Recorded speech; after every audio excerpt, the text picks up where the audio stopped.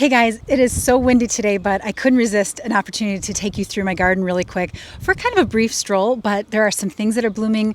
The honeybees are everywhere right now, and I just wanted to show you what's happening in my early spring garden, and it's already so colorful. And right behind me is one of the jewels of my garden. It's just off of the pergola, and that is my Centennial Blush Star Magnolia from First Edition's Trees and Shrubs.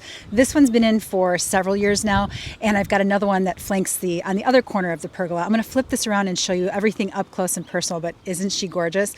And it is a beautiful day today. It's 75 degrees. Incredibly windy, and tomorrow it's going to be 40 with a possibility of snow, and this evening they're putting us on a tornado watch. So we're all over the place right now, but I'm going to take advantage of this beautiful day and show you what's happening back here because it's all just so exciting and it's already so colorful and pollinators everywhere. So let me flip this around and show you what's going on. So I have a Centennial Blush Star Magnolia on each end of my pergola here. So there's a much smaller one on that side, which I planted about 3 years ago. I want to say this one's been in for 6 or 7 years. The one over here is the second one because the first one was just destroyed by voles. They ate away at the root system and barely anything was left. So I did stake it because for some reason on this corner the wind just whips around and just beats things up. So I've got it staked. Not as many flowers on this one.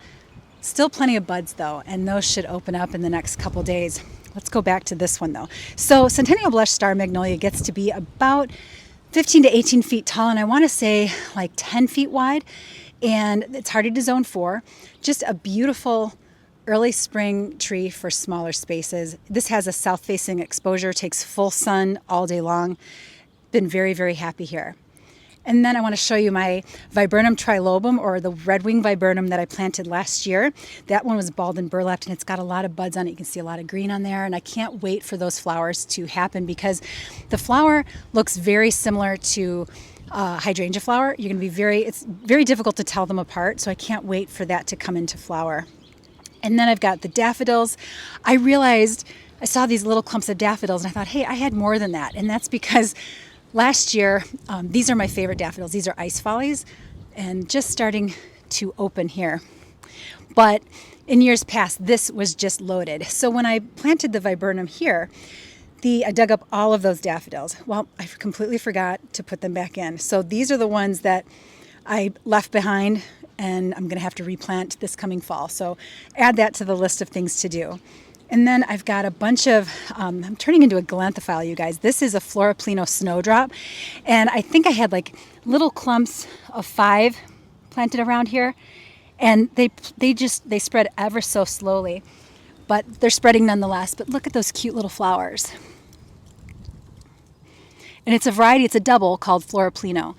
And I was so excited about them. And then I've got some hydrangea here because the hydrangeas, you cannot go wrong with hydrangea for early spring color, low maintenance, and deer rabbit resistant, and just beautiful. So easy care plants.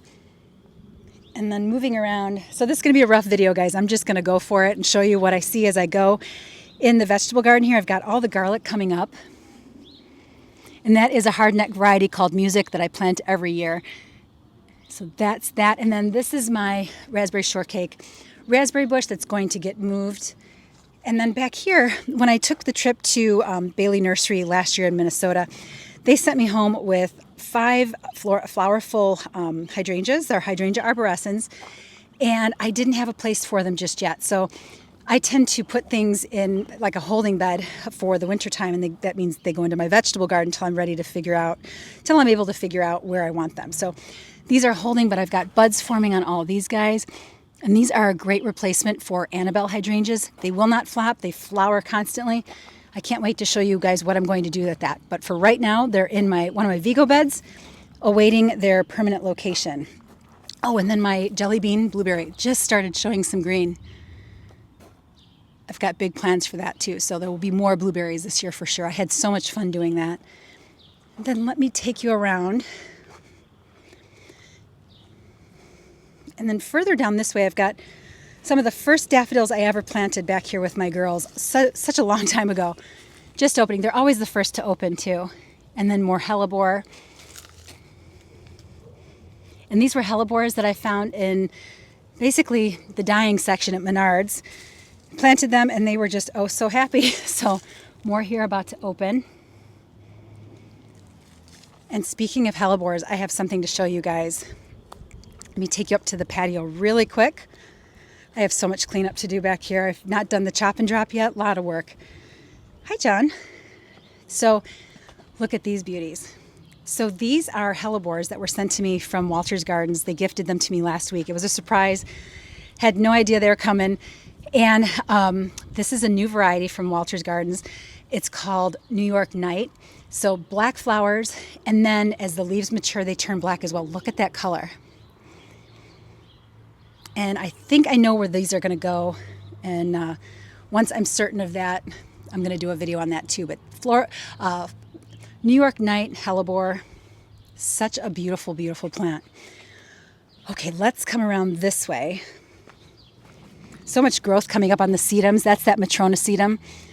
And I don't do the Chelsea chop on this guy, and it never flops. So it still looks beautiful even in the winter months, or actually early spring. Got to cut that back. A lot of work to do. And then coming around this way, let me take you into the side yard garden.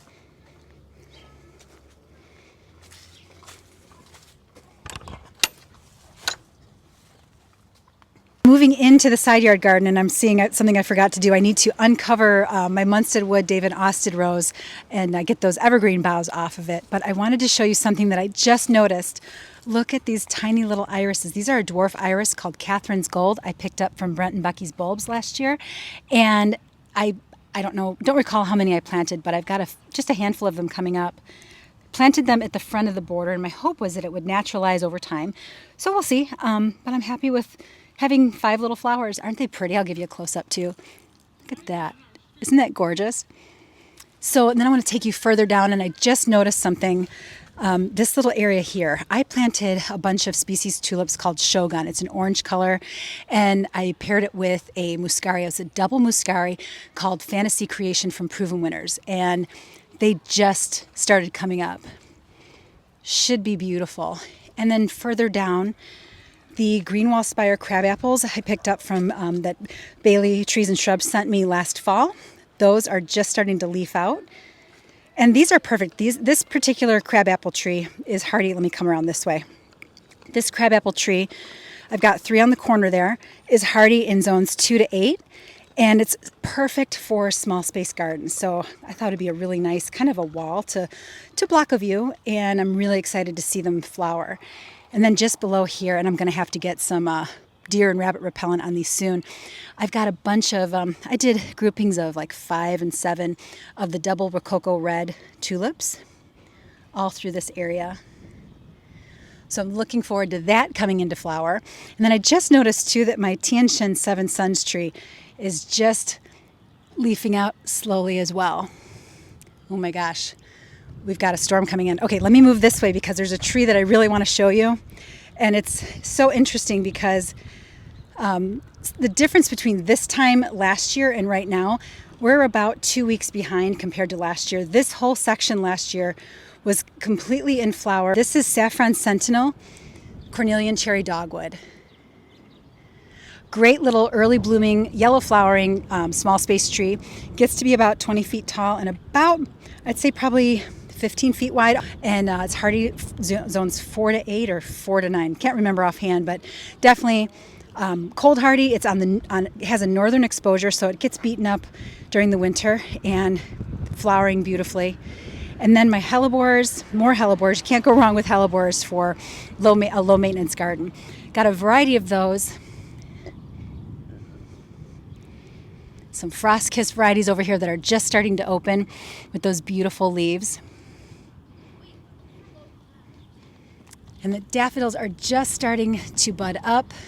And then coming this way, my blue cloak fir, I've got some nice growth happening on that. That central leader is getting longer. Looks nice and happy. And then I noticed I've got some crocuses that are purpling up out here. I planted crocuses in the lawn a number of years ago, and I always love seeing them come up, but they're all over the yard. I've got them in the front yard and the backyard. Ooh, I hear that thunder.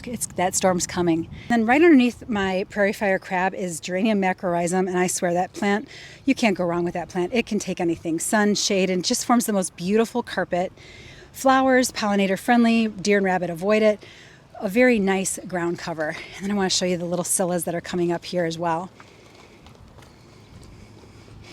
Tiny little blue scilla all around the pathway going up to the front door. And I do need to clean up, I forgot to clean those hellebores up. And then I've got more crocuses coming up in here too. Little bouquets, so pretty. All right, guys, well, that concludes my quick early spring tour of my garden. And oh my gosh, the storm's coming. All right, I hope you enjoyed the brief tour, and I'll catch you in the next one. Thanks for watching. See ya.